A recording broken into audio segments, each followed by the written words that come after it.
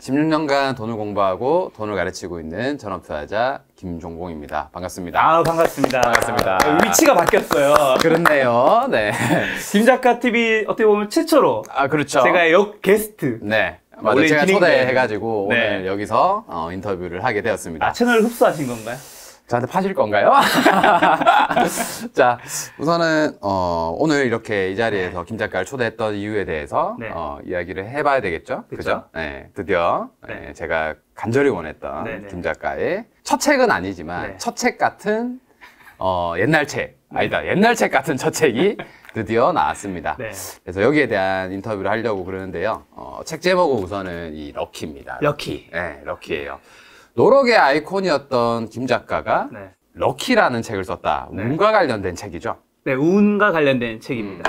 근데 단순한 또 운은 아니에요. 우리가 뭐 흔히 말하는 뭐 에너지, 그 우주의 온 우주의 기운을 모아서 이런 운은 아니고. 그렇죠. 네, 어떻게 하면 운을 만날 수 있고 그 운을 내 것으로 만들어서 우리가 좀 더 낮게 성공할 수 있는지. 역시. 네. 이 책이 되게 좋았던 게. 다 읽으셨어요? 당연하죠. 네, 역시. 당연하죠. 이틀 정도 걸렸는데, 읽는데, 이 책이 너무 좋았던 거는 저는 그거였어요. 그 방법론을 담았다? 두리뭉실하지 않다? 제가 또 두리뭉실한 거 엄청 싫어하잖아요. 굉장히 현실적으로 담았다. 네. 그래서 두리뭉실한 거 너무 싫어하는데, 너무너무 좋은 책이라서 제가 운영하고 있는 회사 영업팀 친구들한테도 꼭 다 한 권씩 선물로 드리려고 이미 주문을 해놓은 13년 지기.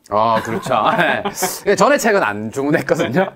근데 이 책은 꼭 저희 영업사원들도 읽어봤으면 좋겠다는 책으로 생각을 해서 책을 샀습니다. 자, 그래서 오늘은 사실 이제 김작가TV에서 이제 전업투자자 김종봉님을 이렇게 진행자로 모신 이유가 이 책에 대해서도 좀 잘 평가할 수 있는 작가라는 직업도 좀 가지고 있으면서 그 다음에 이 성공도 어느 정도 했으면서 그 다음에 세 번째 조건이 정말 중요한 건데 김 작가를 이제 좀 과거부터 알고 있었다. 그렇죠. 그러니까 제가 지금은 어떻게 보면 좀 이제 바깥에서 좋게 봐주시는 분은 김 작가가 뭔가 좀 잘하고 있구나. 뭐 역량 있고 재능이 있는 것처럼 좀 보일 수 있잖아요. 근데 그게 아닌 모습을 봤던 사람이 이 책을 보는 게 의미 있고 오늘 영상을 찍는 게 좀 좋을 것 같아서. 맞아요.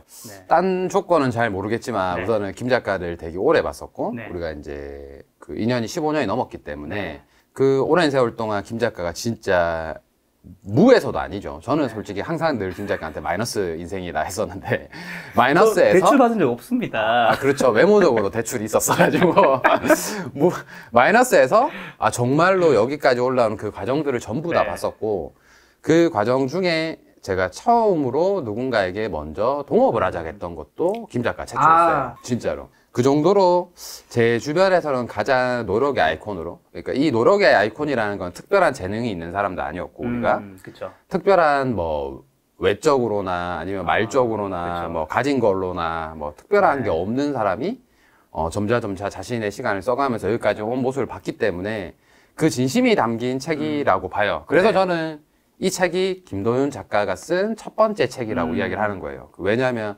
도윤이 책은 여태까지 늘 그랬었잖아. 인터뷰를 통해서 성공하신 분들 혹은 본인이 존경하시는 분들 찾아가서 인터뷰를 통해서 책을 썼는데 본인의 얘기가 없어서 늘 서운했다고 한 7년 내도록 그 이야기를 했었는데 드디어 이제 제가 언제 쓸 거냐 계속 물어봤는데 올해 이제 그 책이 나와서 저도 이렇게 시간을 내서 뛰어왔습니다. 맞습니다. 서울에서 뛰어온 게 아니라 이제 뭐 기차를 타고 그렇죠. 빠르게 달려왔죠. 네, 빠르게 진짜 달려와서 도윤이를 인터뷰하려고 왔습니다.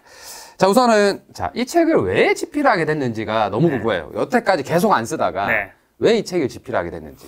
제가 이제 30살 때부터 아마 김종봉님은 아실 거예요. 제가 좀 남들과 좀 특이한 짓을 하나 했잖아요. 그때부터 제가 서울에 이제 처음 올라왔는데 제가 30살에 대학을 졸업했거든요. 굉장히 우리가 늦게 사이에 나왔잖아요.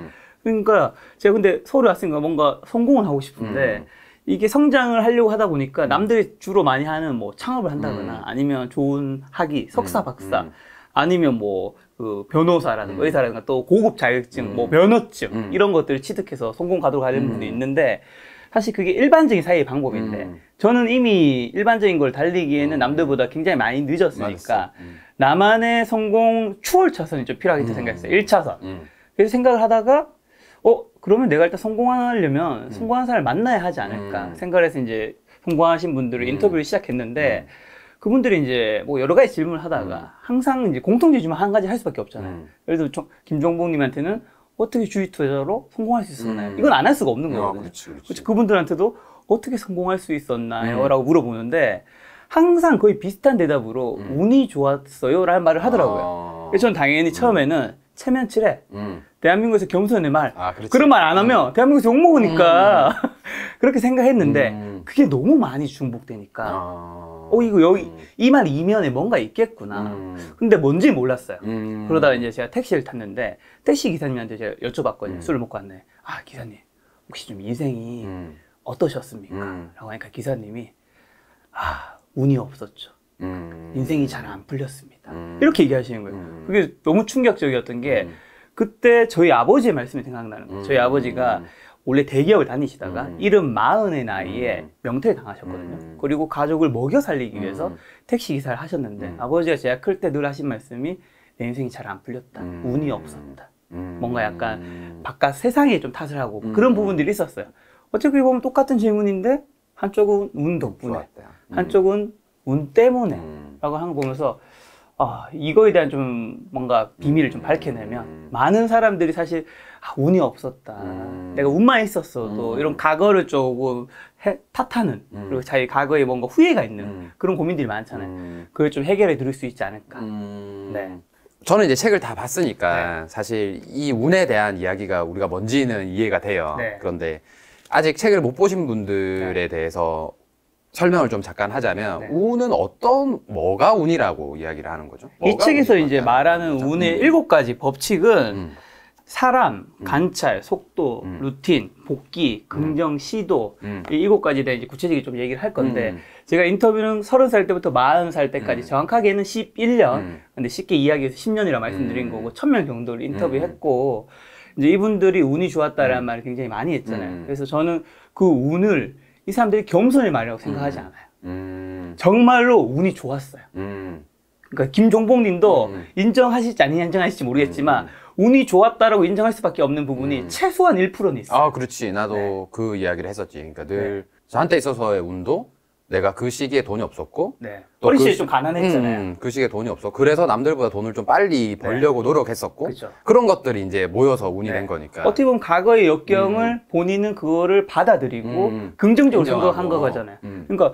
이게 성공하신 분들은 운 덕분에 운을 받아들였잖아요. 근데 그게 아니신 분들은 운 때문에 운 탓을 하잖아요. 근데 김종봉님은 그 당시 실패했을 때 그 상황에서도 그걸 받아들이고 긍정적으로 생각했기 때문에 언젠가 다가올 운들을 잡을 수 있는 좀 준비가 마인드적으로 되어 있었다. 그래서 이 책이 내가 너무 공감이 갔던 게 저도 사람을 엄청 많이 만나는 직업에 있으니까 사람 엄청 많이 만나보면 대부분 자수성가 했던 분들이 공감할 만한 내용들을 다 들었어요. 왜냐하면 그들의 발자취가 이 아까 이야기했던 그 7가지 중에 한두 가지라도 특화점을 가지고 있더라고요.